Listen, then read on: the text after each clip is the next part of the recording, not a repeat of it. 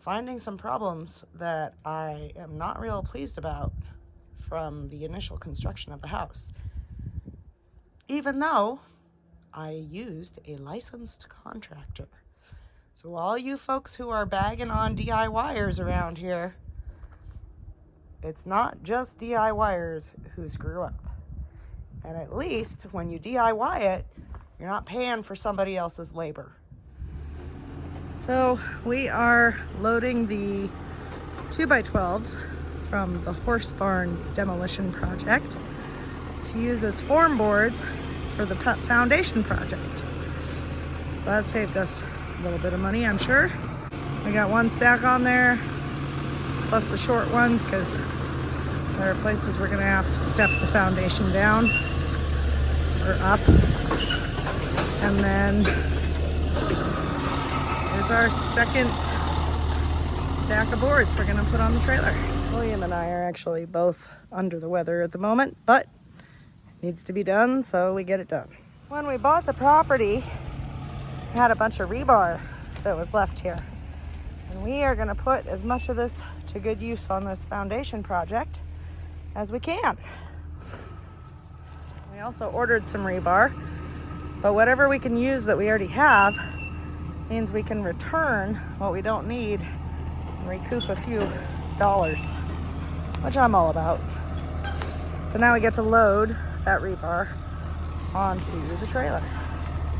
All right, so we've got the new rebar that is plugged into these holes with the epoxy that'll set up all weekend. And then the rebar that we're salvaging is gonna be tied across those two. So I'm really pleased that we're able to finally put that to some use. And we also have our boards laid out here, 2 per bay, as it were. These will get formed up on Monday, and we should be in good shape to start really getting this a little bit, hopefully a lot, more structurally sound.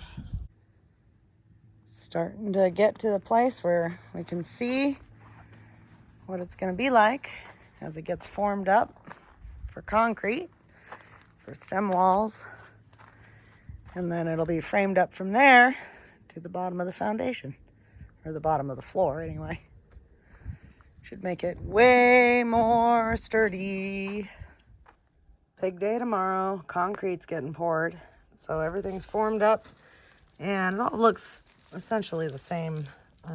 So I won't take you on a full tour, but these anchor bolts are put in place, and I am currently going around with tape and covering up the screw heads so that it's easy to take stuff out and we don't have to fight with dry concrete.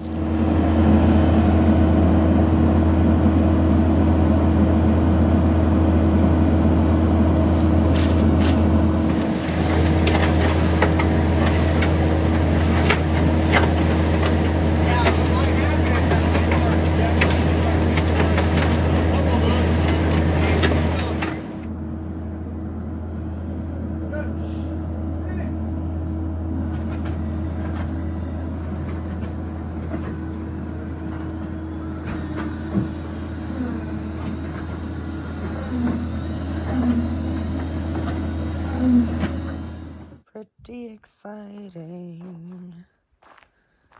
Stem walls are built, and then the next step is going to be to frame up to the bottom of the house.